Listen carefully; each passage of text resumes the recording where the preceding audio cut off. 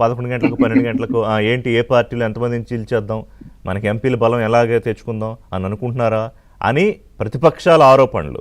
మరంత అర్జెంటుగా అంత దృష్టి పెట్టాల్సిన అవసరం ఏమొచ్చింది? అంటిల్ అండ్ అన్లెస్ ఆ ఎంపీల బలం తీసుకుని ఇదిగో ఏ బిల్లు పెట్టినా ఖచ్చితంగా ఎందుకంటే వరుసగా ప్రతి పార్టీలో ఎంపీలే.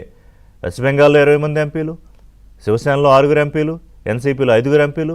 రేపు అక్కడ బీజేపీ మంత్రి వారు చెప్పినట్టుగా ఒకవేళ జరిగితే ఆయన పేరు రాజ్భర్ చెప్పినట్టు 20 మంది ఎస్పీ ఎంపీలు. ఏంటి ఎంపీల మీద పడ్డారా? సార్ రిషి గారు, ముందుగా మీకు తోటి ప్యానలిస్ట్ కి ఏబిఎన్ విషయాల శుభోదయం అండి. నమస్కారం. మీరు ఉపోద్ఘాతంలో చాలా విషయాలు చెప్పారు. ఒకటి టీఎంసీ గురించి చెప్పారు, శివసేన ఉద్ధవ్ థాకరే గ్రూపు, ఎన్సీపీ అన్నారు. అలాగే తమిళనాడుకు వచ్చి తమిళనాడులో మీరు ఒకటి ప్రస్తావించారు, ఏడీఎంకే ఏ రకంగా చీలిపోయి టీవీకేకి మద్దతు ఇచ్చిందని. మరి ఏడీఎంకే ఎవరి కూటమిలో పార్టీ అండి? ఎన్డీఏ కూటమి పార్టీయే కదా. అవును, ఎన్నికలు అప్పుడే అయినాయి కదా. ఎందుకని వారు ఎందుకు చీలిపోయారు? ఎన్డీఏ నుంచి వెళ్ళిపోయి అలాగే ఏడీఎం చీల్ చేసుకొని ఎందుకు? అలాగే ఇండి కూటమిలో పార్టీ అయిన కాంగ్రెస్ పార్టీ తమిళనాడులో అవును ఎన్నికలయ్యి 2-3 గంటలు కూడా కాలేదు, జెండా ఎత్తేశారు.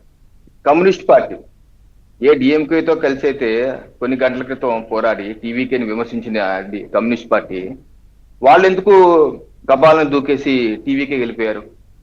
ఎందుకు తెలంగాణలో రేవంత్ రెడ్డి గారి ప్రభుత్వం కాంగ్రెస్ పార్టీ బీఆర్ఎస్ నుంచి 10 మంది ఎమ్మెల్యేలు తీసుకుంది, 8 మంది ఎమ్మెల్సీలు తీసుకుంది.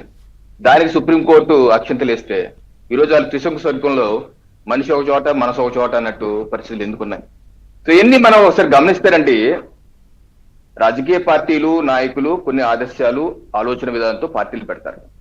వారిని నమ్మి కొంతమంది నాయకులు వాళ్ళకి అటాచ్ అయ్యి పనిచేస్తారు, ఎమ్మెల్యేలు అవుతారు, ఎంపీలు అవుతారు.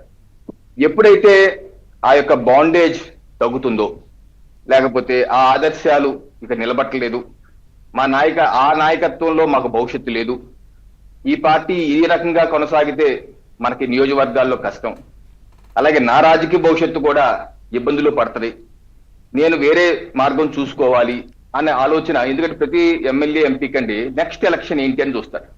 నా నెక్స్ట్ ఎలక్షన్ నేను గెలవాలి, ఏ రకంగా గెలవాలి? ఈ పార్టీలో ఉంటే గెలుస్తానా, లేదా ఈ రకంగా ఈ నాయకత్వం ఉంటే గెలుస్తానా, ఈ పార్టీలో నాకు ఎదుగుదల ఉందా, నేను ఎదుగుతున్నానా, పార్టీలో కేవలం ఎమ్మెల్యేగా ఉండిపోతున్నానా, నేను ఎదిగి పై స్థాయికి వెళ్ళగలుగుతున్నానా, ఇవన్నీ ఆ ఎమ్మెల్యేలు ఎంపీలు ఆలోచిస్తారు. సో అందుకని ఆయా కాలమాన పరిస్థితుల్లో పార్టీలో కొంతమంది చీరికలు ఏర్పడతారు, కొంతమంది వెళ్ళి వేరే పార్టీలు పెట్టుకుంటారు, కొంతమంది వాళ్ళ అధినేతనే దించేసి వాళ్లే అవుతారు. తెలుగుదేశం పార్టీ 1995 సంక్షోభం మనకు తెలుసు. సో ఇటువంటి పరిస్థితులు ఏర్పడటం అనేది దశాబ్దాలుగా మన రాజ్యాంగం వచ్చినప్పటి నుంచి స్వాతంత్రం సో ఇది సహజంగా ఆయా పార్టీల్లో అంతర్గతంగా జరుగుతున్న పరిణామాలు. అయితే ఇప్పుడు సంజయ్ రౌత్ లాంటి నాయకులు మీ మీద ఎందుకు ఆరోపణలు చేస్తున్నారు? మీరు 15 కోట్లు ఇచ్చి ఒక్క ఎంపీకి తీసుకెళ్లిపోతున్నారని ఎందుకు ఆరోపణలు చేస్తున్నారు? సంజయ్ రౌత్ గారి లూజ్ టంగ్ వల్ల ఈ రోజు ఉద్ధవ్ థాకరే గారు లేదా శివసేన గారి పరిస్థితి ఆ రకంగా వచ్చింది. ఓకేనా? సంజయ్ రౌత్ గారు చేసే మాటలు మొన్న ఏమన్నా తృణమూల్ కాంగ్రెస్ ని మీరు వెళ్ళి కాంగ్రెస్ విలీనం అయిపోయాను, మరి ఇదే నువ్వు వీలు చేయొచ్చు కదా, శివసేన కూడా వెళ్ళి కాంగ్రెస్ విలీనం అయిపోవచ్చు కదా. అంటే ఎదుటోడికి నీతులు కానీ నీకు నాకు కాదని అంటే ఆవిడ. నేను చెప్పేది ఏంటంటే స్వతంత్రం వచ్చాకండి కాంగ్రెస్ పార్టీ ఇప్పుడు బీజేపీ చీల్చేస్తుందా అని అడుగుతున్నాను. నేను చెప్పే సమాధానం ఏంటంటే స్వతంత్రం వచ్చాక కాంగ్రెస్ పార్టీ ఒక 20 సార్లు చీలిపోయింది. 1951లో కృపలాని గారు కిసాన్ మజ్దూర్ ప్రజా పార్టీ పెట్టారు, ఓకేనా, 51లో.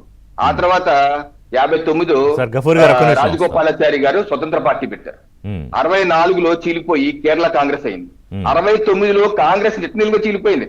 ఇందిరాగాంధీ గారు ప్రధానమంత్రిగా ఉంటే ఆ కాంగ్రెస్ పార్టీకి ఇష్టం లేదు, చీలిపోయి కాంగ్రెస్ మొత్తం చీలిపోయి కాంగ్రెస్ ఓ కాంగ్రెస్ ఆర్. కాంగ్రెస్ ఓ అంటే అది ఒరిజినల్ కాంగ్రెస్, కాంగ్రెస్ ఆర్ అంటే ఇందిరాగాంధీ కాంగ్రెస్. ఆ తర్వాత మళ్ళీ ఇందిరాగాంధీ కాంగ్రెస్ ఐ అయ్యింది. కాంగ్రెస్ ఐ నుంచి మళ్ళీ కాంగ్రెస్ యు అయ్యింది, రెడ్డి కాంగ్రెస్ అయ్యింది, లేదా తృణమూల్ కాంగ్రెస్ అయ్యింది, నేషనలిస్ట్ కాంగ్రెస్ అయింది, వైఎస్ఆర్ కాంగ్రెస్ పార్టీ అయింది. ఇలా అనేకమైన కాంగ్రెస్ లు ముక్కలు అయితే అప్పుడు బీజేపీ పాత్ర ఏముందంటే అంట వాళ్ళు చీలిపోయారు కదా. ఎందుకని తృణమూల్ కాంగ్రెస్ మమతా బెనర్జీ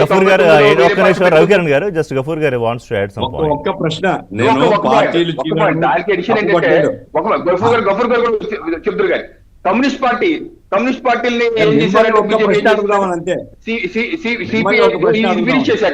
ఇది ఫినిష్ చేశాక అడగండి. Communist party of India form అయితే 1964లో చైనాతో యుద్ధం వస్తే చైనాకు మద్దతు ఇచ్చింది కమ్యూనిస్ట్ పార్టీ ఆఫ్ ఇండియా. దానికి వ్యతిరేకించి చీలిపోయింది కమ్యూనిస్ట్ పార్టీ ఎం, మళ్ళీ కమ్యూనిస్ట్ పార్టీ ఎంఎల్, మళ్ళీ కమ్యూనిస్ట్ పార్టీ ఎంఎల్ పీపుల్స్ వారు లేదా న్యూ డెమోక్రసీ, ఎన్ని చీలికలు అయిపోయినాయి. ఇది ఎవరు చేశారు చీలికలండి? భారతీయ జనతా పార్టీ చేసిందా? అడగండి గఫూర్ గారు. కిరణ్ గారు, నేను పార్టీల చీలికల గురించి, పార్టీల నుంచి రాజీనామా చేయడానికి గురించి నేను ప్రశ్నించలేదు. మీరు నేను చెప్పింది ఫాలో అయినారు లేదో. నా పాయింట్ ఏమిటంటే, ఇప్పుడు తృణమూల్ కాంగ్రెస్ లో ఉండేటువంటి ఎంపీలు తృణమూల్ కాంగ్రెస్ లో అంతర్గతంగా పోరాడి వాళ్ళ పార్టీ ఏర్పాటు చేసుకోవడం సరే వేరు. ఇప్పుడు అది దేశం లేని ఒక పార్టీలో చేరడము, వెంటనే స్పీకర్ రికగ్నేషన్ ఇవ్వడము, ఆ నాయకుడిని గుర్తించడము, అట్లాగే కేంద్రంలో లోక్సభలో స్పీకర్ కూడా మేము గుర్తింపు ఇస్తామని చెప్పడం. ఓకే ఓకే అంటే మీరు డబ్బులు పెట్టి ఆట రైట్, ఆ అంశాలు మాట్లాడదాం. కీలకమైన పాయింట్. ఒక నిమిషం గఫూర్ గారు అడిగింది ఏంటంటే, కొన్నిసార్లు కోల్డ్ స్టోరేజ్, ఒక నిమిషం రవికిరణ్ గారు, కోల్డ్ స్టోరేజ్ లో ఉండిపోయి ఎన్నికలు అయ్యేదాకా నిర్ణయాలు జరగవు. బట్ కొన్ని పరిస్థితుల్లో అసలు మధ్యాహ్నానికి మధ్యాహ్నం, రాత్రికి రాత్రి నిర్ణయాలు జరిగిపోయి ఫామ్ అయిపోతాయి. దాని గురించి మాట్లాడదాం.